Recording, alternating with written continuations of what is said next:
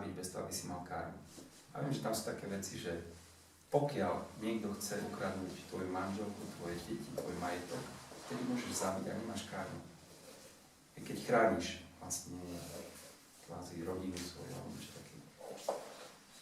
Ale sú tam aj ďalšie prípady, hej, že kedy vlastne zabitie neznamená, síce z materiálneho právneho systému môžeš ísť do väzenia na pár rokov, ale z hľadiska karmy nemáš tam žiadnu reakciu. To je v Mánu samite ako popísané. Keď ma prosím ťa poprosí napríklad šéf, že objedná mi jedlo a chce nejaké mäso, chce to bereme tiež ako zabitie, tak, ale ja ho objednám. Tak taká na mňa. Keď je to príkaz šéfa, tak to je jeho problém. Keby až povedal, že vyber mi niečo, nechám to na teba. Tak, presne, a ty vyberieš steak, tak máš ty problém. Ale tak teda to je... Keď on ti povie, kúp mi steak a je tvoj nadriadený a ti to prikáže, tak to splníš, pretože to je tvoja povinnosť, ako je splniť jeho príkaz. Ale zase povinnosť iba v tomto hmotnom, takže presne tak, môžeš povedať, že nie. Presne. Lebo ty nie si ani zamestnanec. Lebo ty nie si ani zamestnanec, ani nič, ty si duša, ktorá sa hrá aj na zamestnanca. Ale zase aj v tej materiálnej hre existujú určité veci, ako napríklad, že ty môžeš odmietnúť príkaz, keď je v rozpore s morálnymi alebo s nejakými zásadami. Či potom si chápaná ako dezertér alebo ako nejaký... Neviem. Ale môžeš to urobiť. Samozrejme v tej hre sú tam potom reakcie nejaké, nasledujú, tam sú presné scénáre, čo sa stane, keď to urobíš. Ale môžeš to urobiť. Takú knižku som mal, že keď budú na mňa strieľať, budem spievať Hare Krishna. To bola taká knižočka, to napísal jeden židovský mladý, ktorý bol v Hare Krishna hnutí a poslali ho na tie holandské výšiny tam bojovať s tými Palestínčanmi. A dali mu zbraň, ale nič som bojovať, čo mal vedomie. Tak hovoril, že pobehoval po tom fronte, okolo neho lietali gulky a spieval Hare Krishna, nestrieľal, ale choďme s tým sobom. Sa ho nestalo. Ale že vlastne ho donútili ísť bojovať, si nechceli. Tak jasné, že sa môžeš rozhodnúť, že nebudeš počúvať hlúpe príkazy nejakých hlaviteľov. Ale dostal potom, neviem, či aj nedostal nejakú basu za to, že ho udali tí jeho kolegovia, že vlastne strieľal do vzduchu alebo čo podobné. Že keď budú po mne strieľať, budem spievať Hare Krishna. Taký názov má tá knižočka, to je taká brožúrka. A tam on vlastne popísal tú udalosť v svojom živote, keď sa vrátil do Izraela z nejakých štúdií a vyfasoval samopala rovno na frontu, taký krátky výcvik týždňový a musel ísť jednoducho, či sa mu to páčilo. Tak všetky stvorené bytosti sú na počiatku neprejavené, v prechodnom štádiu sú prejavené a po zničení tak neprejavené. Prečo teda narinkáš o potom Bharatova?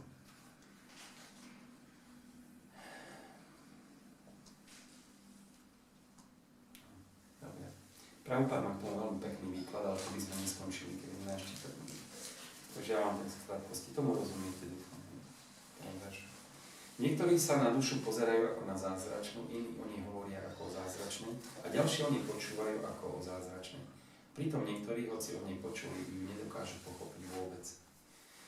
Duša, ktorá pretrváva v tele, je večná a nikdy nemôže byť zabitá, preto za žiadnym tvorom nemusíš smútiť. Po zvážení svojej kšatrískej povinnosti by si mal vedieť, že nie je pre teba nič lepšieho, než bojovať podľa náboženských zásad. Preto nemáš dôvod váhať. Hej, to teraz už Krišna na ide materiálne. Že je kšatria. A v tejto úlohe kšatriu je povinnosť bojovať. A aj keď bude zabíjať, v podstate tým, že je to naplňujem jeho prácu, nebude mať za to karmu. No dobre, ale potom aj ten veliteľ to má v náplní práce. No a? No dobre, a on keď mi dá príkaz, dobre, ja som mimo, a ten veliteľ nie je mimo, že on to má tiež... Okay, takto, pokiaľ chrániš svoj národ, pokiaľ chrániš svoju zem, pokiaľ chrániš rodiny a tak ďalej, to sú presne, tak vtedy, samozrejme, ty ako spravodlivo bojuješ, tak vlastne tam nemáš znova karmu. Ale tí, ktorí tam idú so zištným zámerom bojovať, alebo z nejakej zvrhlej radosti zabíjať, tak vtedy áno, tam máš tvrdú karmu. Teraz sa bavíme o materiálnej úrovni. Šťastní sú čatriovia, ktorým sa nenaskytnú možnosti k boju, otvárajúce brány na nebeské planéty. Šťastní sú čatriovia, ktorým sa naskytnú možnosti k boju, otvárajúc brány na nebeské planéty.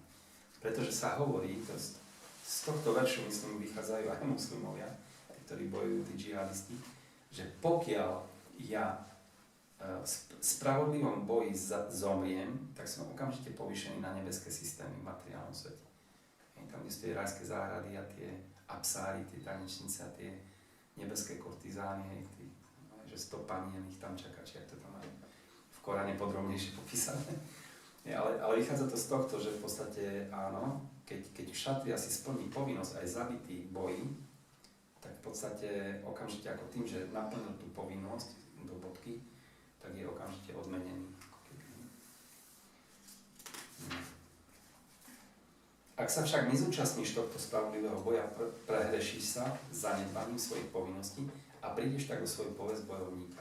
Znova, Kršna ho drží teraz na tej materiálnej úrovni.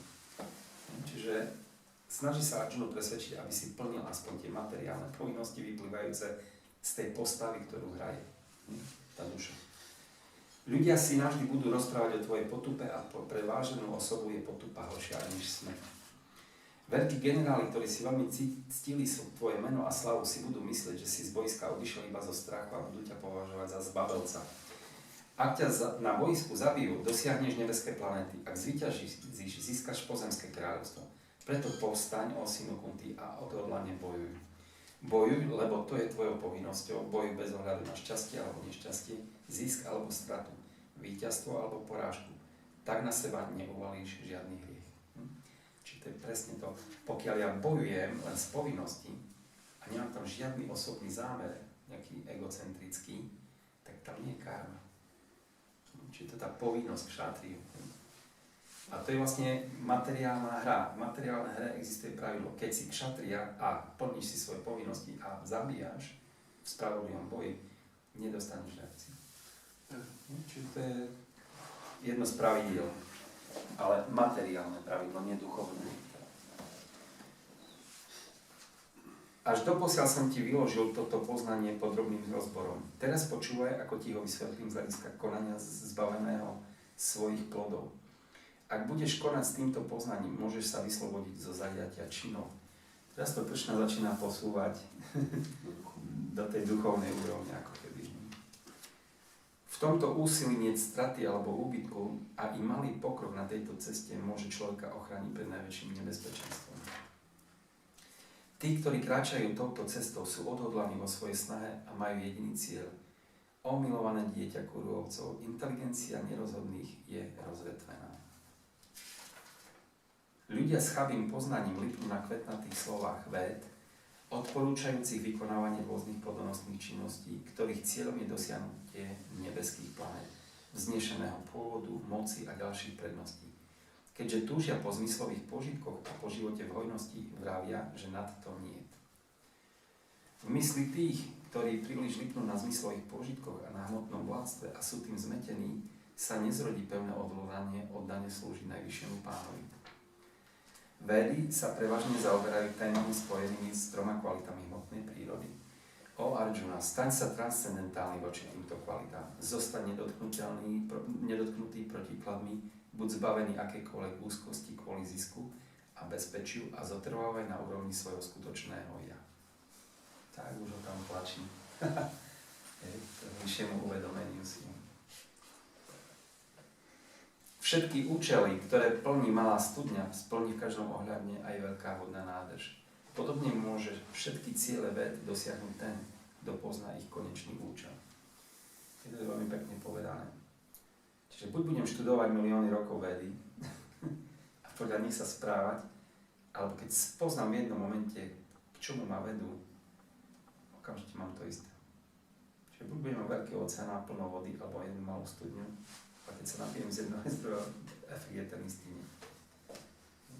Čiže uspokojím sa.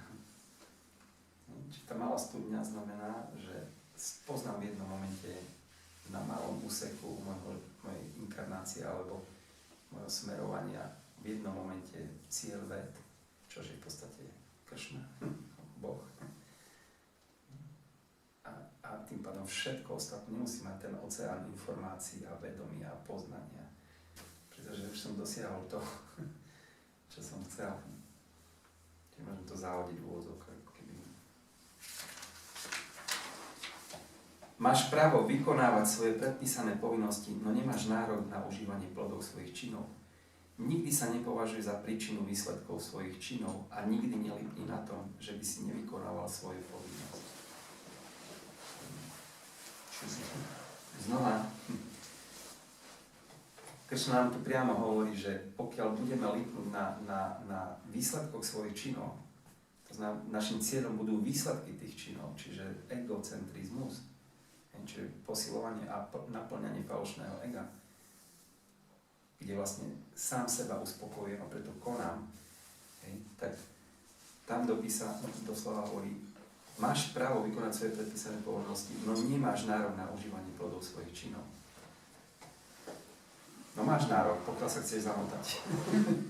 Ale pokiaľ chceš ísť duchovnou cestou, tak treba to odvrhnúť. A venovať to Krišnovi. A nikdy sa nepovažuj za príčinu výsledkov svojich činov. A nikdy nelipni na tom, že by si nevykonával svoju povinnosť. Čiže keď ja sa budem považovať za hýbateľa, konateľa toho, kto to tu vymyslel, kto to tu udržiava, kto to tu rieši a riadi, tak som v motanici okamžite. Pretože robím čo? No hrajem sa na Kršnu. Hrajem sa na Boha. Ja to riadím, ja to ovládam. Ja to ničím, ja tu plodím a neviem, čo všetko tu robím. Hej. Ale Kršna mi hovorí, nerob to. Zamotáš sa. Hej. Čiže ďalší veľmi dôležitý verš. To čo verš, to skôr ako hej. Každý jeden veršik. Konaj si svoju povinnosť riadne, o Arjuna. Zriekni sa pripútanosti a buď ľahostajný k úspechu či neúspechu. Táto vyrovnanosť sa nazýva yoga. Pomocou oddanej služby zanechaj ďaleko všetky ohavné činnosti a s tým vedomím sa odovzdaj Pánovi. Tí, ktorí si chcú užívať plody svojej práce, sú lakomníci. Človek zapojený v oddanej službe sa zbavuje dobrých i zlých činov už v tomto živote. Preto sa usiluje vykonávať jogu, ktorá je vrcholom umenia všetkých činností. Vďaka tejto oddanej službe Pánovi sa veľkí svetci alebo oddaní zbavujú všetkých výsledkov činov v hmotnom svete. Čiže keď sa zbavím výsledkov činnosti v hmotnom svete, znamená, že zbavím sa karmických reakcií. Lebo výsledkom môjho činu je stále karma, reakcia. Čokoľvek urobím reakcia. Čiže keď sa nebudem pútať k akciám, no neprídu za mnou ani reakcie. Keď mám predpísanú povinnosť, že mám robiť toto a to a je to v rámci náplne mojej inkarnácie ako povinnosť, že som zaradený do nejakého stavu alebo triedy, alebo neviem čo, vykonávam to, nemám karmu. To je moja povinnosť. A tá povinnosť, keď nie som nej pripútaný, ale vykonávam ju fakt ako povinnosť s odstupom, nemám karmu. Znova ďalšie pokyn. Tak sa vyslobodzujú z kolobehu rodenia a smrti a dosahujú stav mimo všetkých utrpení. Návratom k Bohu. Až tvoja inteligencia prekoná húštinu klamu, staneš sa ľahostajným ku všetkému, čo už bolo vypočuté, ako i ku všetkému, čo má byť vypočuté. Keď som tam, nemám čo počúvať, ale nič, čo by som ešte mal počúvať, alebo nič, čo som už nevypočul. Skrátka, všetky tie zvukové vibrácie, ktoré ku mňa chodia celú moju inkarnáciu, vlastne dosiahli vyvrcholenie v tom, že som si uvedomil tieto veci. Na čo potom by som ďalej do seba tieto veci dával. Oni mi len pomáhajú k tomu, aby som si bol vedomý toho, kto som, kto je Boh, aký je môj vzťah k nemu. Keď tvoju myseľ už viac neznepokojuje kvetnatý jazyk véd a zostáva pogrúžená v tránze seberealizácii, vtedy dosiahneš božské vedomie. O Kešava, ako možno, Arjuna riekol, o Kešava, čiže o Krišna, ako možno spoznať človeka, ktorého vedomie zatrváva v transcendencii? Ako taký človek hovorí a aká je jeho reč? Ako sedí a ako chodí? Čiže Arjuna vyvinul túžbu pochopiť, ako sa prejavuje taká bytosť, ktorá už v materiálnom svete sa nachádza v transcendentálnej pozícii. A Kršna mu hovorí. Keď sa človek zriekol všetkých druhov túžov po zmyslovom pôžitku, ktoré sú výplodom mysle, a keď jeho očistená mysl nachádza uspokojenie vo vlastnom ja, hovorí sa, že sa nachádza v čistom transcendentálnom vedomí. Kto napriek trojakému utrpeniu zostáva pokojný, kto sa nedá strhnúť šťastím a zbavil sa záľub, strachu a hnevu, je svetcom vyrovnanej mysle. Ten, kto v hmotnom svete nie je ovplyvnený dobrom či zlom, ktorého môže stretnúť a nechváli ho a ani ním neopovrhuje, je pevne umiestnený v dokonalom poznaní. A tu je to, čo sme sa bavili tam na obede, že vzdať sa odporu, pripútania. Čiže čokoľvek sa tu deje, či dobré alebo zlé veci, a pozorujem to, nepripútavam sa k tomu, nemám tendenciu na nič tlačiť a nič si nepriťahovať k sebe, tak zotrvávam v tom vyrovnanom, tom neutrálnom postavení. To znamená, našiel som tú kalibráciu, kedy som sa dostal do takej pozície vo vzťahu k hmotnej prírody, že si ma nevšíma. Takže ona si ma všimne, keď do nej ťuknem a vytvorím akciu. Ale keď zotrvávam v tomto rovnovážnom stave, že ani plus, ani minus, podľa fyziky v takzvanom fyzikálnom váku, kde nie je prejavená dualita, tak ani plus, ani minus tam nemám. Ale keď sa dám do minusu, okamžite príde plus. Keď sa dám do plusu, príde minus. Je opačná reakcia. A Kršna nám tu hovorí, že pokiaľ sa, pokiaľ vlastne som v tom vyrovnanom stave, tak vlastne sa nachádzam v transcendentálnej úrovni.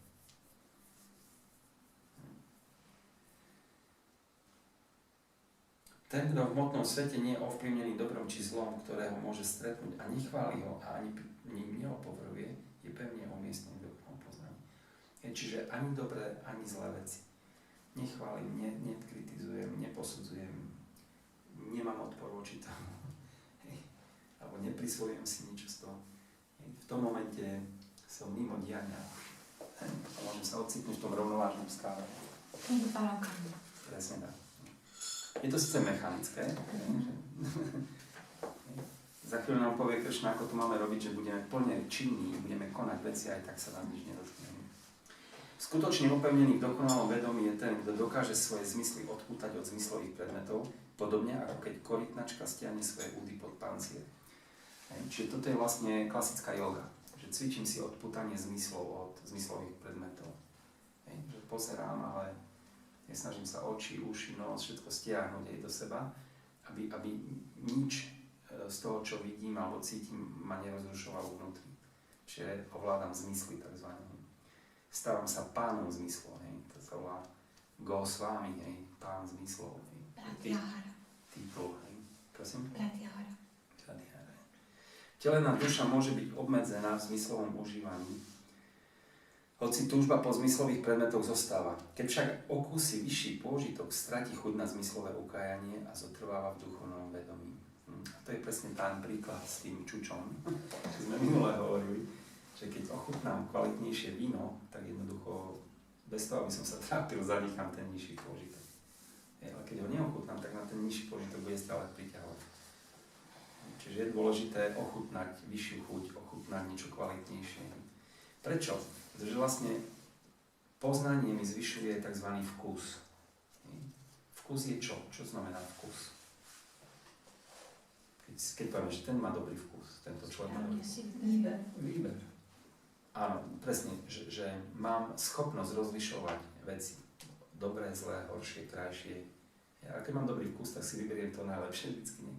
Čiže je tam tá schopnosť rozlišovania.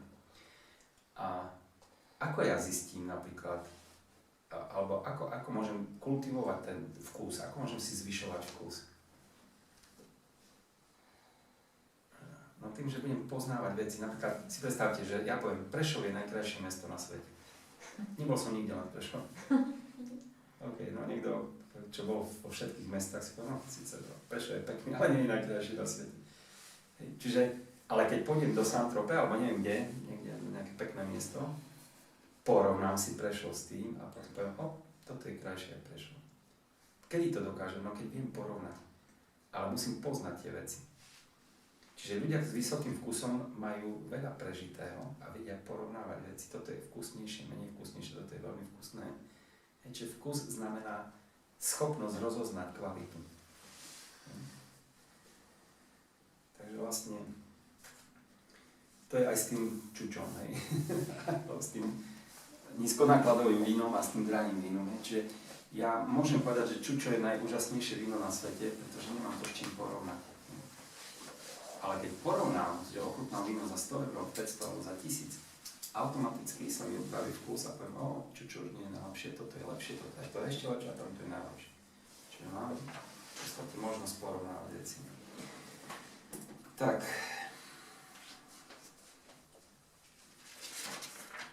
Takže duša poznaním si zvyšuje vkus.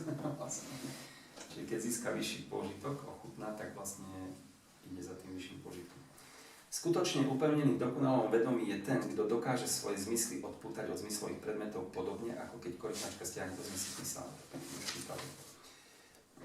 Zmysly sú také mocné a búrlivé, o Arjuna, že násilne unášajú aj mysel múdreho človeka, ktorý sa ich snaží ovládnuť. Ten, kto ovláda svoje zmysly a má ich vo vlastnej svojej moci, kto upína svoje vedomie na mňa, je známy ako človek stálej inteligencie.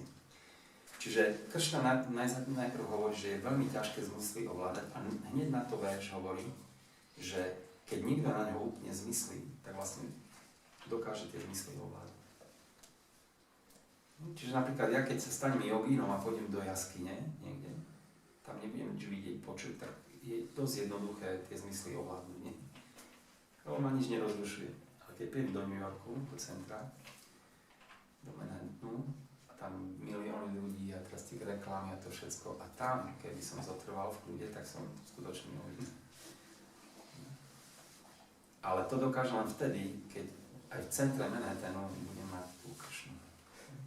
Budem sústredený na ňo.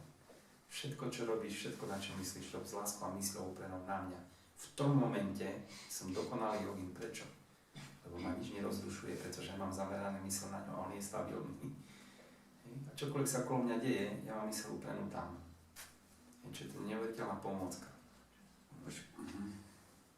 To je praktická pomôcka. On dáva nám sám seba ako objekt, na ktoré keď uprieme zmysly, nebudú nás ťahať inde. Prečo?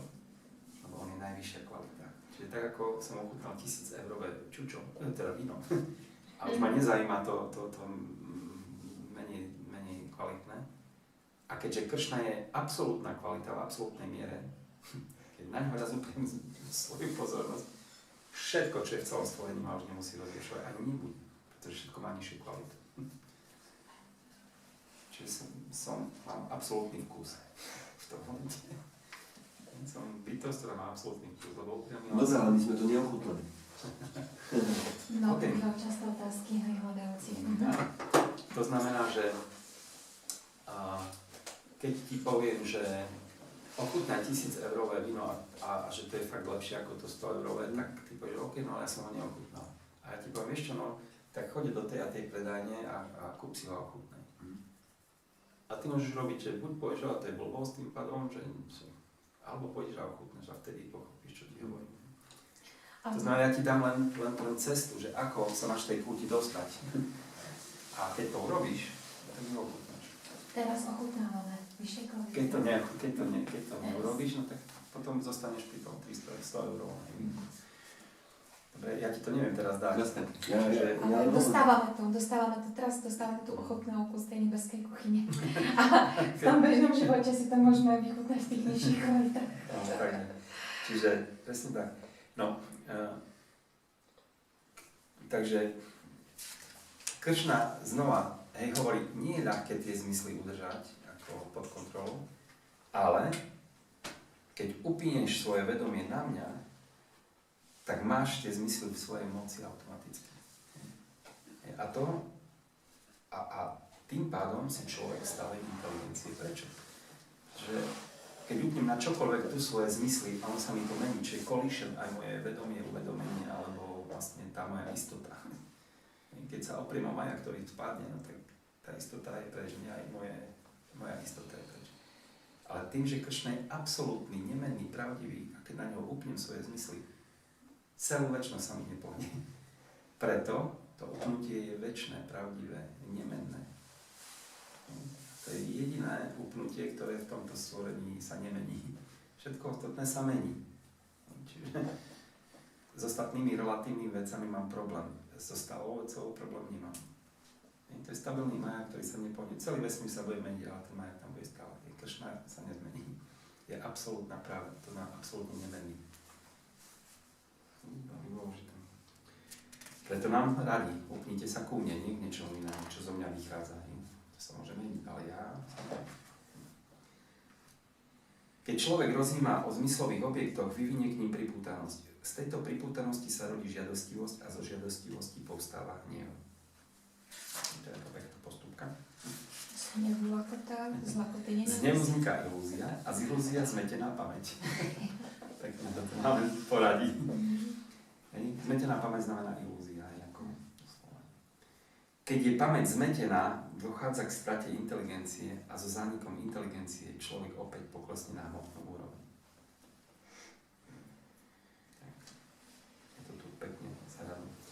No človek, ktorý je v styku so zmyslovými predmetmi bez toho, že by k nim bol pripútaný alebo ich nenávidel a ovláda svoje zmysly dodržiavaním usmerňujúcich zásad slobody, môže dostať úplnú Pánovu milosť. To je tá odpoveď, čo si sa pýtala.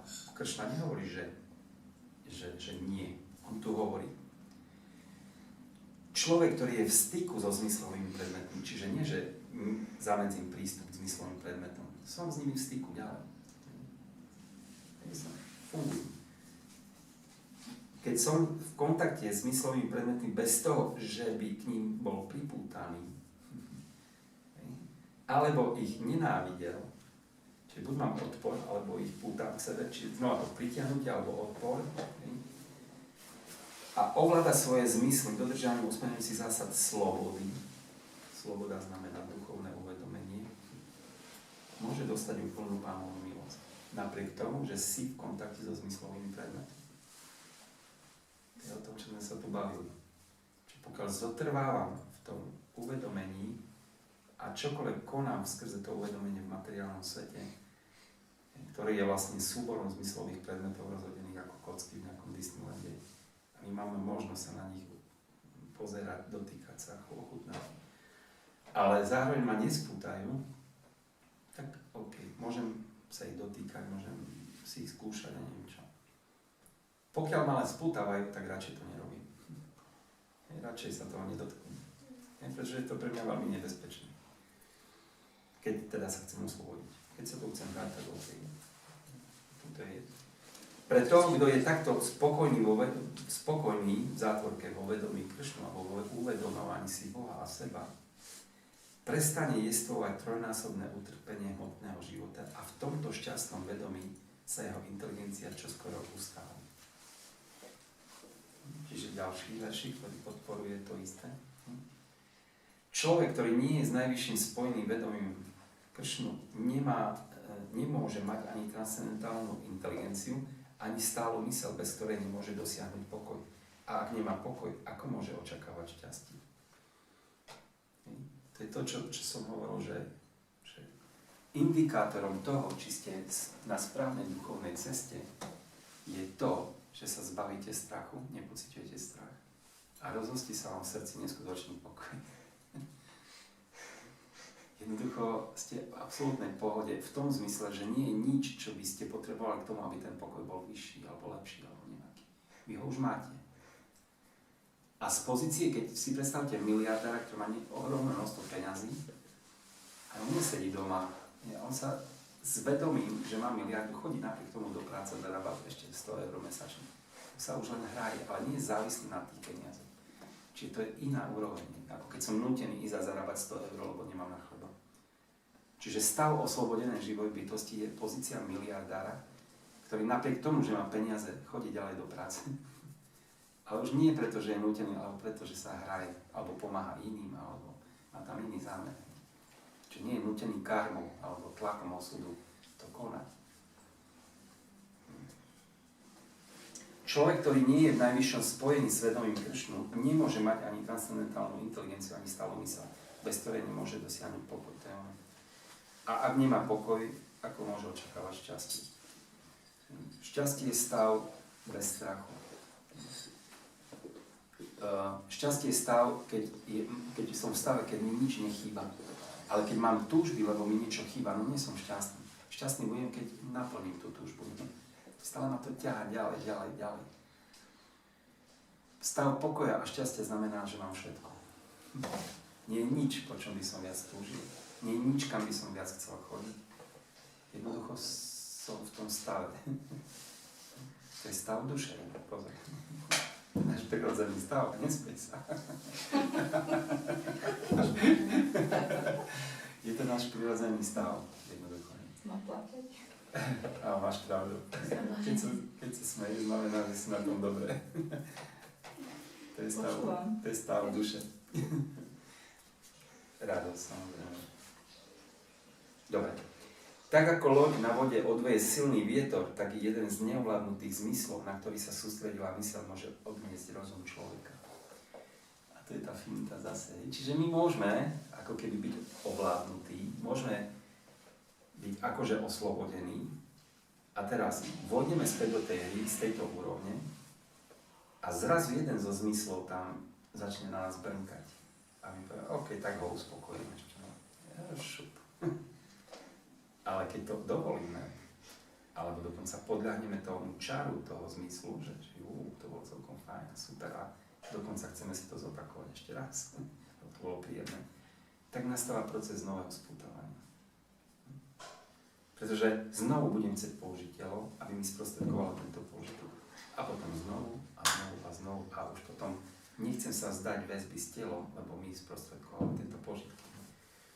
A to je cesta, takú slučku si uťaháme znova. Hej.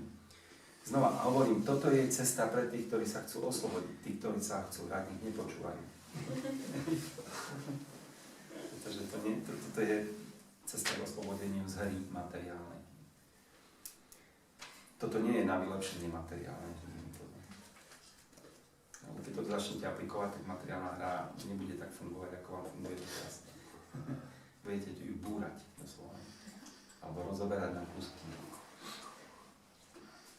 A preto je dôležité sa rozhodnúť, chcem to, alebo nechcem to. Ja by som zbytočne nenarobil okolo seba paseku. A keď to nemyslím vážne, tak zbytočne rozbúram hru seba a iným. Čiže musí tam byť jasné rozhodnutie, čo chcem. Buď chcem to, alebo to. A keď dospiem do tej úrovne, tej najvyššej, tak potom z tejto úrovne môžem späť nejako keby vstupovať do tej úrovne materiálnej hry, ale potom už žiadny zmysel ma tam nevťahne. Keď tam mám to rozhodnutie a kontrolujem to trošku. Takže dobre, ďalšia vec. Bojovník mocných paží, preto je ten, ktorého zmysly sú odvrátené od zmyslových predmetov, určite človekom stáleho rozumu. Čo je pre všetkých bytostí nocou, je dobou bdenia pre toho, kto sa ovláda. A čo je pre všetky bytosti časom bdenia, je nocou pre osvieteného svetca. Toto možno už aj realizujete vy. Možno. Tam, kde sú bytosti činné materiálne, pre vás je to balast. Vás to neťahá. Vy tam vlastne prečkáte tú vec, ako keby sa vás to netýkalo. Ale keď sa bavíme o duchovných veciach, tak ste plne vedomí, nastražené zmysly, všetko. Ale keď tu sedeli materialisti, tak pre nich to je nuda, oni za hodinu zaspievajú. Pre nich je to noc, pre nás je to deň a naopak, ich činnosti sú pre nás noc. Nás to nebaví a zase opačne. Čiže tí, ktorí napríklad túžia po tom materiálnom balaste, tak oni sú teraz v kine niekde alebo v divadle. Vy ste tu a počúvate Krišnu. To Bhagavad Gita, myslím. Čiže to je rozdiel. Dobre. Mier môže dosiahnuť iba ten, kto sa nenechá vyrušovať nepretržitými prúdmi žiadostivosti, vlievajúcimi sa ako rieky do oceánu, ktoré napriek tomu zostáva vo svojom základe nehybný a nie ten, kto sa snaží uspokojovať svoje túžby. Čiže to je ďalšia vec. Pokiaľ vstúpim do toho oceánu pokoja a tej v podstate rozľahlej radosti a šťastia, či v tom seba stave, tak čokoľvek prichádza z materiálnej hry je na takej úrovni, že jednoducho nepotrebujem to už stade brať. Pretože to má nižšiu kvalitu. Keď sa dotknem tejto kvality. Čiže nemám túžby, ktoré by som tu ďalej naplňoval, alebo nie je tu nič, po čom by som tu v rámci tohto vesmíru ešte túžil. Pretože nič pre mňa tu nemá tak, pre bytosti, ktoré sú v takom stave, nemá chuť. Ako tá vyžutá žuvačka. Nežujeme to, žujeme, už to nemá chuť. No. Dobre, tak to je ďalší veršík, priamo od Boha, zase si uvedom. Človek, ktorý zanechal všetky túžby po zmyslovom požitku a žije bez žiadosti, ktorý sa zbavil vlastníckeho pocitu a falošného ega, iba ten dosiahne skutočnú mieru. To sú všetky tie veci, ktoré sme sa bavili na minulých prednáškach. Čo je falošné, čo je vlastníctvo. Aké nebezpečné veci sú to pre tých, ktorí chcú z tej hry von. Toto tam ste mali. O synu prtý, toto je cesta duchovného a zbožného života, ak to po nej kráča, nepodlieha klamu. Ak sa človek nachádza v tomto stave i v okamihu smrti, môže vstúpiť do Božieho kráľovstva. Čiže nielen počas života, ešte aj v sekunde smrti udržať tú úroveň vnímania seba, všetkých vecí. A takto končí vlastne 2. kapitola Bhagavad Gita, kde sa vlastne Kršna keby v kocke na začiatku Arjunovi vlial ako také základné poznanie. Potom samozrejme nasledujú ďalšie kapitoly, ktoré rozoberajú na drobné vlastne všetky tieto veci, o ktorých sme sa bavili. Takže teraz je to na vás. Myslím, že by sme možno aj mohli skončiť, lebo naša pozornosť už neviem, či je taká, aby sme pokračovali. Nasleduje kapitola Karma Yoga, potom ďalej. Keď chcete, môžeme v Bhagavad Gite pokračovať na budúcej prednáške, lebo to stojí za to, táto kniha, alebo tento text stojí za to, aby sa preberal na niekoľkých prednáškach, nie na jednej. Samozrejme, vzhľadom na čas nečítam Prabhupádové komentáre, ktoré sú geniálne zase. Čiže keď sme si čítali ešte aj komentáre, tak sme ide úplne na začiatku. Čiže priamo reč Kršnu a Arjunu sme si čítali. K tomu som aj dal taký svoj výklad v úvodzovkách. Dúfam, že nebol v rozpore s Prabhupádom ani s nikým iným, s mojimi duchovnými učiteľmi. Takže vlastne z hľadiska môjho poznania, z mojich realizácií, vlastne som tomu dal výklad, aby ste porozumeli tým základným veršom na začiatku Bhagavad Gita. Bhagavad Gita samozrejme ďalej vedie živú bytosť vlastne cez poznanie, ktoré Kršna dáva Arjunovi veľmi hlbokému uvedomeniu a hlbokému poznaniu. Sú tu rozobraté 3 kvality hmotnej prírody, tak ako sme tomu venovali celý deň minule. Potom sú tu popísané démonské a dévovské povahy doslova, čiže aby ste dokázali rozoznávať, kto je démon, kto je déva, alebo činnosti v kvalite vášne, dobra, nevedomosti priamo od Kršnu z prvej ruky. Potom priamo popisy seba samého, ako ho môžeme my definovať, ako ho môžeme vidieť v materiálnom svete. Čiže skutočne je tu neuveriteľné množstvo informácií. A ďalšia vec, vlastne tá esencia Bhagavad Gita, ktorá je zhmotnená v podstate v jednom verši. Čiže vždy na mňa myslí, staň sa mojim oddaným. Čokoľvek robíš, na čokoľvek myslíš, rob s láskou a myslou uprenou na mňa. A ja tieto činnosti zbavím hriešných reakcií, pretože si môj najlepší priateľ, najbližší priateľ.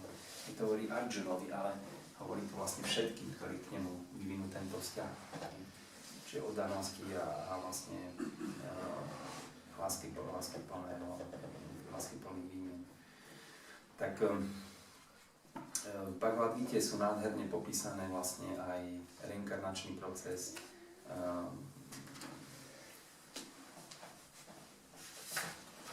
námatkovo v podstate, keď si zoberieme najdôvernejšie poznanie, to krátkosti môžeme prebehnúť. Čiže keď sa Arjuna pýta, kto vlastne si, alebo ako ťa ja môžem definovať, tak, alebo keď ťa môžu bytosti v tomto svete vidieť, tak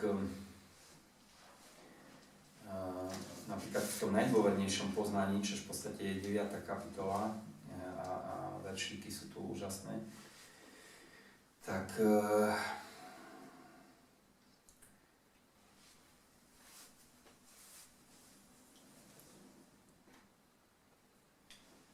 Kršna vysvetľuje vlastne sám seba. Čiže vám to tak veľmi rýchle prebehnem. Čiže Kršna hovorí v 9. kapitole Arjunovi: teraz ti vyjavím to najdôvernejšie poznanie. Je to vlastne kráľovské poznanie. Čiže je to vzácne poznanie. Veľmi dôverné. Vysvetlím ti vlastne tie najdôvernejšie detaily môjho ja, ako božského. Čiže Kršna povedal: môj milý Arjuna, pretože mi nikdy nezávidíš, vyjavím ti najdôvernejšiu múdrosť a poznanie.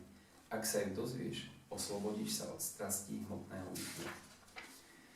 Táto múdrosť je kráľovským poznaním a najväčším zo všetkých tajomstiev. Je to najčistejšia múdrosť a keďže umožňuje priamo vnímať vlastné ja, je dokonalosťou náboženstva. Vykonáva sa s radostnou náladou a nikdy nekončí. To je kľúčový moment. Čiže pokiaľ som v radostnej nálade, znamená, že som blízko Bohu. Keď nie som v radostnej nálade, znamená, že som od Neho vzdialený. Čiže tá realizácia vlastného je spojená automaticky s radostným vytržením doslova. Sa nachádzam v neuveriteľne príjemnom, radostnom stave. Takže pokiaľ vidíte jogínov, vidíte rôznych následovníkov, rôznych učiteľov a vidíte ich smutných, tak to nie je dobrá cesta. Čiže realizujú všetko možné, len nie vlastné ja. Alebo realizujú niečo iné, ako je Boh, alebo skrátka, alebo ešte nedospeli k tomu uvedomeniu. Indikátorom bytostí, ktoré sú blízko, ktoré si uvedomujú svoje ja a Boha, je radostná nálada. Nemajú strach, pretože vedia, že Kršna ich chráni. Nemajú z ničoho strach, lebo vedia, že sú väčší. A neboja sa, že ich nikto nemiluje, pretože vedia, že Boh ich väčšine miluje. Čiže oni majú totálne, že sú blažení. Dobre. A tá blaženosť nevyvstáva z toho, kde sa nachádzajú, akým sú obklopení, a kto ich miluje alebo nemiluje, lebo oni majú ten stav stabilný, väčší, ten prejavený. Takže, a táto múdrosť sa nazýva kráľovským poznaním. Vy už to viete, že máte kráľovské poznanie. Tí, ktorí nemajú vieru v oddanú službu, ma nedosiahnu. A preto sa vracajú na cestu zrodenia a smrti v hmotnom svete. Vo svojej neprejavenej podobe prenikám celým vesmírom. Všetky bytosti sú vo mne, ale ja nie som v nich. A predsa vo mne nespočíva všetko, čo je stvorené. Čiže to sú tie paradoxy. Hej. Prenikám celým vesmírom, hej, a predsa vo mne nespočíva všetko, čo je stvorené. Všetky bytosti sú vo mne, ale ja nie som v nich. Hej. Pochopiť tieto slova je dosť náročné. Dá sa to samozrejme. Tam tomu prepáč niečo vysvetliť, lebo s týmto veršom sa dosť bijem a nerozumiem. No, ešte pohľad na moju mystickú moc. Aj keď som udržiavateľom všetkých živých tvorov a zároveň som všade, nie som časťou tohto vesmírneho stvorenia, pretože moje ja je jeho zdrojom. To znamená, to ako keď som povedal, že ja som aura mojho tela. Aura je moja súčasť, nie som to ja. Čiže to je neosobný prejav môjho ja, nejaká energia, ktorá zo mňa vychádza. Čiže môžem vstupovať do tej aury, môžem ju späť nejako vidieť všetko, ale v skutočnosti aura nie som ako ja pôvodná osoba. Je to niečo, čo zo mňa emanuje. Ako vedľajší produkt. Presne tak jak vlasy nechty. Takže to je vedľajší produkt môjho tela. A takže v podstate tu je vlastne tá vzájomná, tá súčasná spojenie a zároveň oddelenie Boha od prakrity, od energie prakrity. Čiže on je aj nie je, alebo my sme aj nie sme Bohom. Hej, to je tá finta, ktorú vyučoval pán Čajtania. Takže vzájomné spojenie a odlúčenie v súčasnom čase. V jednom čase. Že sme a nie sme Boh. A jedno aj druhé platí súčasne. No, to je paradox.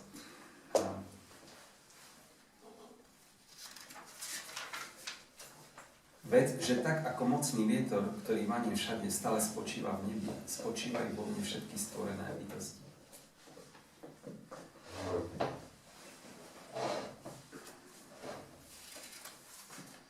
Na konci veku vstupujú všetky hmotné prejavy do mojej prirodzenosti a na počiatku nového veku ich svojou silou opäť stvorím.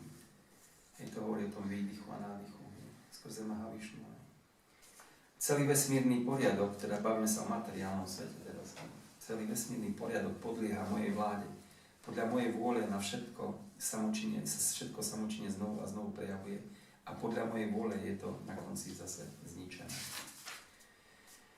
Táto práca ma nejako nezväzuje. Som od všetkých týchto hmotných činností trvale odpútaný. Spočívam ako keby nezaujatý. To znamená, že Kršna pozerá na to ako na film. Tu máme rovno príklad od neho, ako to máme robiť. Sice sa to deje, ale on nie je pripútaný k tomu. Pretože to je ilúzia. To je sen. Čiže nie je to môže byť reálne prepojenie s tým. Táto hmotná príroda, ktorá je jednou z mojich energií, jedna pod mojim dohľadom a vydáva všetko pohyblivé i nehybné. Jej pôsobením je tento prejav znovu a znovu tvorený a ničený. Hlupáci sa mi vysmievajú, keď zostúpim v ľudskej podobe, pretože nepoznajú moju transcendentálnu povahu zvrchovaného pána nad všetkým, čo jestvuje. Takto zmetených jedincov priťahujú démonské a ateistické princípy, keď sú týmto spôsobom oklamaní, ich nádej na oslobodenie a práca s vidinou plodov a rozvoj poznania sú zmarené. Na veľké duše, ktoré nie sú poblúznené, sú pod ochranou božskej prirodzenosti. Plne sa zamestnávajú v danej službe, pretože ma poznajú ako pôvodnú najvyššiu božskú osobnosť s nevyčerpateľnou existenciou. Tieto veľké duše vždy s veľkou odhodlanosťou neustále ospevujú moju slávu, vzdávajú mi svoje poklony a bez ustania ma oddanie uctievajú. A iní, ktorí prinášajú obeť kultiváciou poznania, uctievajú mňa, najvyššieho pána, ako jednotu, rozmanitosť mnohých alebo vesmírnu podobu. Čiže to je vlastne ten rozdiel, že tí, ktorí priamo slúžia jemu, to sú tie veľké duše, a iní prinášajú obeť kultiváciou poznania, to sú gyana jogíni, ktorí uctievajú Kršnu poznaní, zvyšovaní poznaní, objavovaní jeho energií, vesmíru, rôznych typov bytosti a tak ďalej. Alebo uctievajú vesmírnu podobu, čiže energia a vesmír, sú pre nich Bohom. A vesmír je Boh, vesmír je všetko. A teraz, ja som obrad, ja som obeť, obetný podiel predkom, som liečivá rastlina a transcendentálna modlitba. Ja som maslo, oheň a obetovanie. Ja som otcom tohto vesmíru, matkou, udržovateľom a pravcom. Som tým, čo má byť poznané, čo očisťuje a som slavikou Om. Ja som tiež Rigveda, Samaveda a Yajurveda. Ja som cieľ, udržovateľ, pán, svedok, príbytok, útočisko a najdrahší priateľ. Som vznik a zánik, základ všetkého, miesto spočinutia a večné semeno. Vydávam teplo, zadržujem a zosielam dážď. Som nesmrteľnosť a som tiež zosobnená smrť. Ako hmota, tak aj duchovnosť sú vo mne, o Arjuna. Znalci véd, ktorí pijú šťavu soma a túžia po živote na nebeských planetách, ma uctievajú nepriamo. Po očistení sa od následkov za hriešnej činnosti sa narodia medzi zbožnými na nebeskej planéte kráľa Indru, kde sa tešia božským pôžitkom. Keď okúsia chuť nebeských zmyslových pôžitkov a vyčerpajú výsledky svojich zbožných činností, vrátia sa späť na túto planétu smrti. Ľudia túžiaci po ukojení svojich žiadostí dodržiavaním zásad troch véd, tak získajú iba opätovné zrodenie a smrť. No tým, ktorí ma neustále uctievajú s čistou oddanosťou a rozímajú o mojej transcendentálnej podobe, prinášam to, čo im chýba a zachovávam to, čo už majú. Tí, ktorí sú oddaní rôznym polobohom a uctievajú ich s vierou, uctievajú v skutočnosti iba mňa ale nesprávne. Čiže tí, ktorí uctievajú iné expanzie, alebo dokonca polobohové. Polobohovia sú kategória prakrity, nie púruša. Sú aj anieli, archanieli. Ja som jediným požívateľom a pánom všetkých obetí. Preto poklesnú tí, ktorí nepoznajú moju pravú transcendentálnu povahu. Tí, ktorí uctievajú polobohov, sa narodia medzi polobohmi. K predkom spejú tí, ktorí uctievajú predkov. Tí, čo uctievajú duchov, sa narodia medzi takýmito bytostiami a tí, ktorí uctievajú mňa, budú žiť so mnou. Tá je som. Či si môžete vybrať čokoľvek. Keď mi niekto, a to je kľúčová teraz, počúvajte, keď mi niekto obetuje s láskou a oddanosťou lístok, kvet, ovocie alebo vodu, príjmem to. Obetuje s láskou a oddanosťou. Jednoduché veci. Žiadne honosné dary alebo obete. Stačí pohár vody. Každý deň. A teraz nasleduje ďalšia pecka. Nech konáš čokoľvek, nech ješ čokoľvek, nech obetuješ alebo daruješ čokoľvek a nech vykonávaš akékoľvek pokánie, vždy to konaj ako obeť mne. Takto nebudeš spútaný prácou a jej priaznivými a nepriaznivými výsledkami, zmyslov uprenou na mňa a v tejto nálade odliekania sa oslobodíš a dospeješ ku mne. Tak, to je priamy návod. Nikomu nezávidím a nikomu nenadržiavam. Som rovnako naklonený ku všetkým. No ten, kto mi slúži s oddanosťou, je priateľ, je pri mne a ja som priateľom jemu. Či si všimnite, že vzťah kršnu k nám je v podstate rovnocenný. Ale keď my ho vyburcujeme, že budeme, že kršna, myslíme na neho, jeho jednoducho z tej pohody ho vyvedieme a on sa nám začne venovať ako priateľovi. Čiže ako bude nám venovať svoju pozornosť doslova. Aj keď nerozlišuje skutočnosti, on každému dáva rovnaký diel lásky a pozornosti a všetko. Ale keď na ňo myslíme, priamo my, tak ho vlastne pritiahneme k sebe. Čiže osobne potom je známy. Niekde písané, kto na mňa s láskou myslí, je milovaný mojim druhom. Dokonca aj človek, ktorý sa dopustil najohavnejšieho činu, by mal byť považovaný za svätého, ak mi oddane slúži, pretože jeho rozhodnosť je správna. Chápete to? Čiže živá bytosť, ktorá má jasne tu usporiadané, že som duša a tam je Boh a ja mám k ňom lásky plný vzťah a nejakým nedopatrením urobí nejakú blbosť, tak sa nemusí ničoho obávať. Okay. Pretože to smerovanie má správne, ako celok. Môžete v rámci smerovania robiť rôzne hlúposti. To je ten príklad s tým vlakom. Že prídete na stanicu a máte tam dva vlaky. Jeden ide k svetlu a druhý ide na západ do tmy. A vy teraz vlastne niektorí vedia, ktorý vlakam ide a vedome nastúpia, ale tí, ktorí nevedia, náhodne nastúpia do vlaku, ktorý ide do svetla a náhodne, ktorý ide do tmy. Teraz tie vlaky sa rozídu a ide proti smere, čiže ten ide na východ a ten na západ. A teraz v tých vlakoch prebieha čo? No si predstavte, že tam aj v jednom, aj v druhom vlaku napríklad niekto je hladný, tak hneď pribehnú iné živý bytosti a dajú sa mu nájsť, slúžia mu, poslúžia mu nejak. Alebo ochorie, tak hneď ho začnú liečiť. Alebo tam niekto niekomu šlohne niečo, a tak hneď to riešia tam. Čiže ako keby v tých vlakoch sa dejú rovnaké veci. Problém je, že keď skončí cesta, ty vystúpia v svetle a ty vystúpia v tme. Čiže je jedno, čo robíte v tom vlaku, keď sa veziete správnym smerom.